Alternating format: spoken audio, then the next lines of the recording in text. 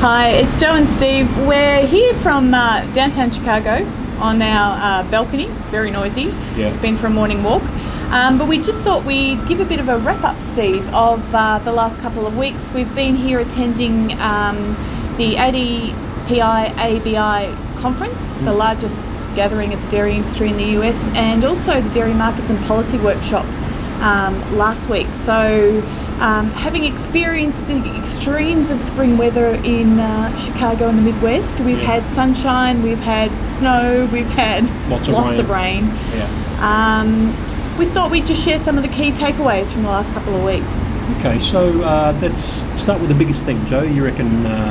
So let's start last week, because the policy settings and all that were very interesting. Lots of challenges. Yeah. So what's the big stuff there? Yeah, that was a really interesting workshop, including the best and brightest minds of the US dairy industry and some international representatives from Europe and Canada.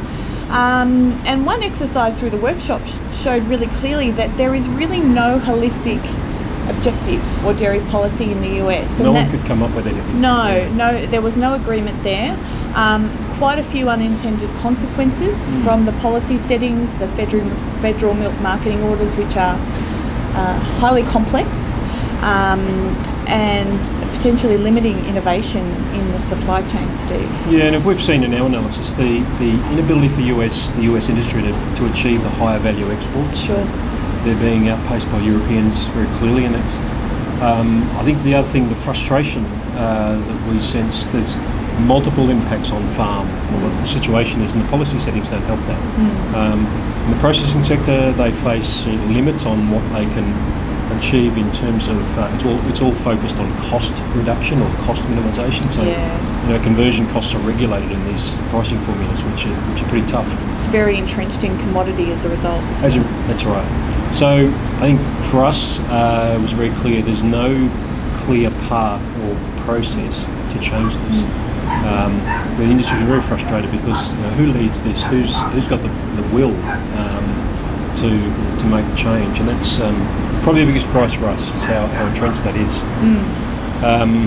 Coming into the talk at the conference, two big things, I reckon. The firming markets, really a supply side story, that there's slow growth everywhere in the world.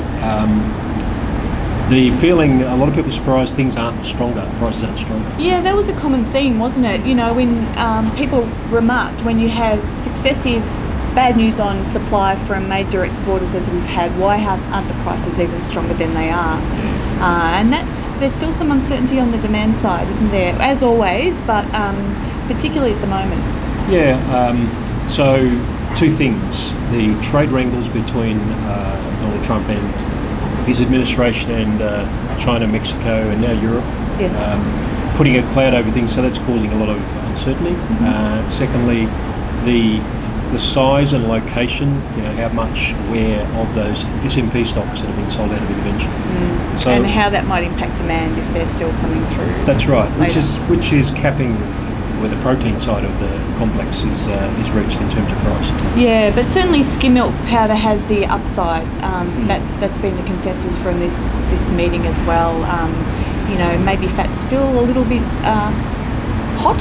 Yeah, particularly in Oceania.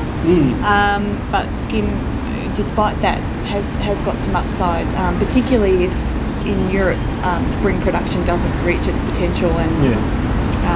So that was interesting.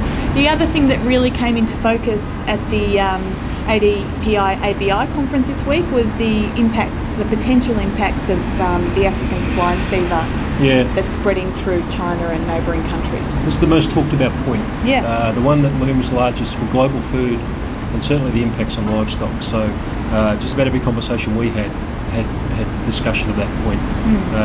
It's going to impact livestock markets.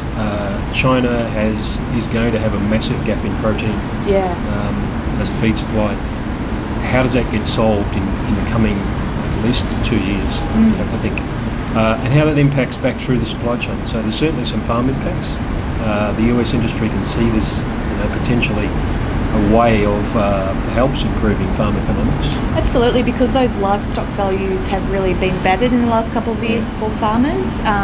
And so this could, the need to fill that protein gap, pulling through beef into China, provided they're not in deep dispute, of course, could really be a game changer for US dairy farmers in the short term, and for farmers around the world, obviously. Yeah, definitely. All right, well, that's probably a good wrap. We saw much more, but that'll do us for now. Let's keep the video short, and before the fire trucks and ambulances come back again, because, man, they make a racket here. We're high over the city. It's looking like a better day. We're packing our bags to come home. So we'll see you next week.